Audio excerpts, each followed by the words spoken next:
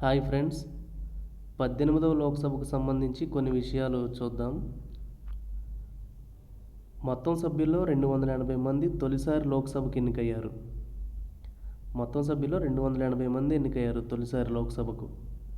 అంటే ఈ లోక్సభలో 18వ లోక్సభలోని తొలిసారి ఎన్నికైన వాళ్ళు 280 మంది.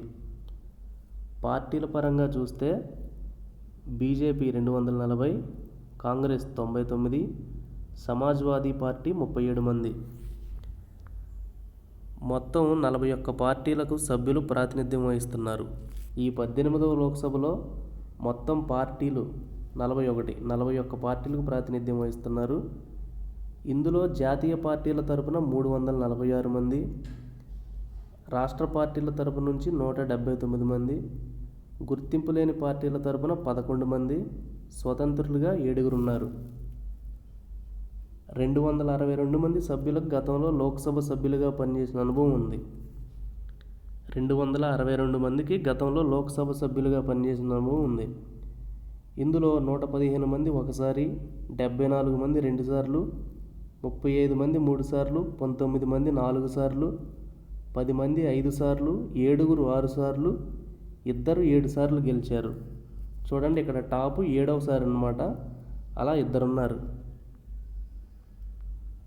నెక్స్ట్,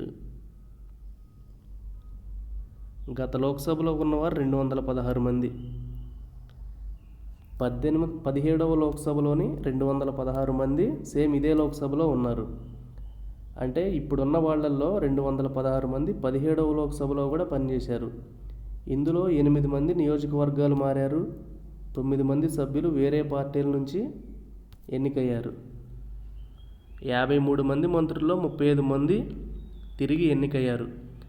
18వ లోక్సభ సభ్యుల సగటు వయసు 56 సంవత్సరాలు, 17వ లోక్సభ సభ్యుల సగటు వయసు 59 సంవత్సరాలు. అంటే ఇప్పుడు ఈ సగటు 3 ఏళ్ళు తగ్గిందనమాట. 18వ లోక్సభలో మొత్తం 74 మంది మహిళలు ఉన్నారు. వీళ్ళ శాతం 14%. 17వ లోక్సభలో మహిళలు 78 మంది. అంటే అప్పటికి ఇప్పటికీ 4 తగ్గింది వీళ్ళ సంఖ్య, మహిళా ఎంపీల సంఖ్య.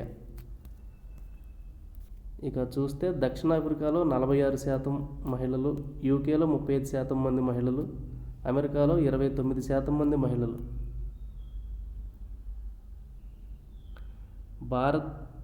భారత్లో మహిళా ఎంపీల సంఖ్య తక్కువ వాటితో పోలిస్తే. అంటే ఇవి టాప్ 3 కంట్రీస్ అన్నమాట. ఇండియా 4th కంట్రీ అయి ఉండొచ్చు. నూతన లోక్సభకు ప్రాతినిధ్యం వహించే ఎంపీల్లో 78% మంది డిగ్రీ, 5% మంది డాక్టరేట్ డిగ్రీ పూర్తి చేశారు. ఎంపీల్లో 48% మంది సామాజిక సేవ నుంచి వచ్చిన వారే. మిగిలిన వారు వ్యవసాయం నుంచి 37%, వ్యాపారం నుంచి 32%, ఇంకా